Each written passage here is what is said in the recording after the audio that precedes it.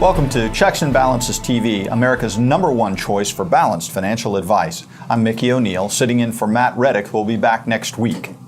In studio with us today, Randy Packett from Baltimore, Maryland, a financial advisor. Actually, Matt would call him a true financial advisor. Randy, thanks for joining us. Thank you for inviting me. On our last time together, Randy and I discussed annuities in a real general sense. So Randy, annuities do get a bad rap, but you got us a little of the way down the road to understanding when you told us that there are actually 3 different types of annuities: the variable annuity, the fixed annuity, and the fixed indexed annuity. If you missed that brief introduction, by the way, check it out at checksandbalances.tv or on Randy Packett's website, cfsiadvisors.com, or you can go to Randy's YouTube channel. We'll make sure we run some links at the bottom of the screen to make it easy. So, back to the 3 types of annuities. Let's look today at variable annuities and tackle the other 2 at a future date. Okay.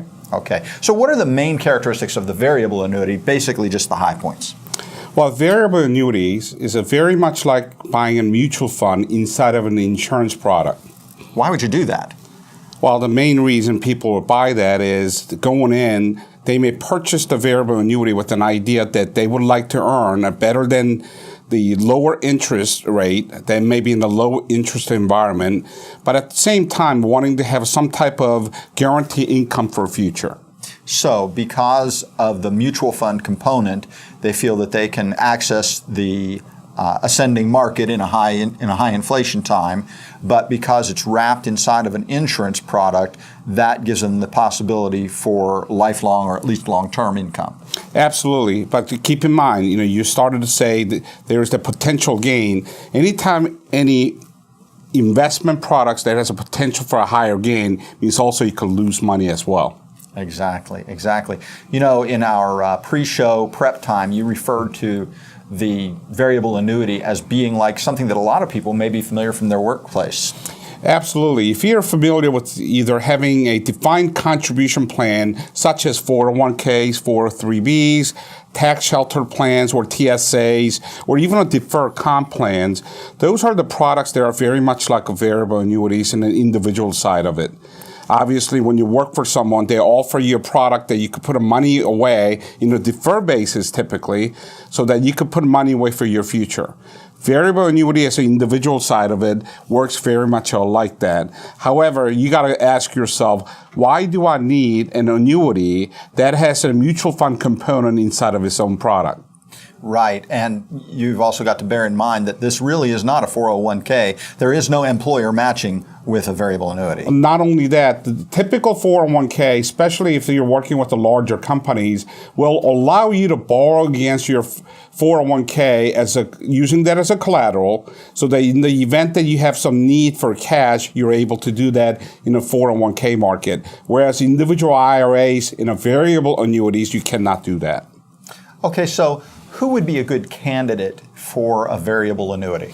I would say for variable annuities, if you're aged in the 20s and 30s and 40s, perhaps to the late 40s might be a good candidate if you feel that annuity is the right product.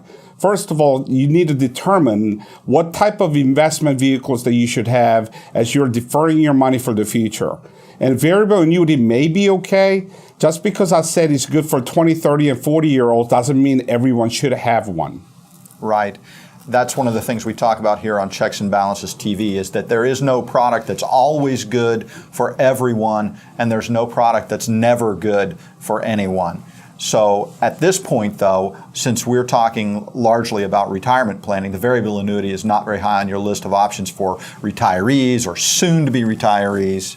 I personally would not recommend anyone over the age of 55 or someone who's close to the retirement or already in the retirement era I wouldn't recommend them to purchase the variable annuity. There are other options that they could consider outside of the variable annuity markets. Especially if you like those mutual fund, I would recommend you buying that directly, because annuity has its own benefits and also its own problems. For instance, any money that's deferred in a variable annuity, when you take the money out, you have to pay it as an ordinary income. Whereas if you purchase those mutual funds directly from a mutual fund companies or from a broker dealer, you may be able to purchase that. And when you take the money out, if you kept it for more than a year, you would pay a long-term capital gains, which typically is much lower than most people's income tax rate. Right. And naturally, when Randy says, if you're this age, I might recommend that, or so on it. None of this is meant to be a particular recommendation for you. It's just we're speaking in general terms here. We've really put out some good information today, and I'm proud of what we've done. Next time on Checks and Balances TV, Randy Packett explains fixed annuities.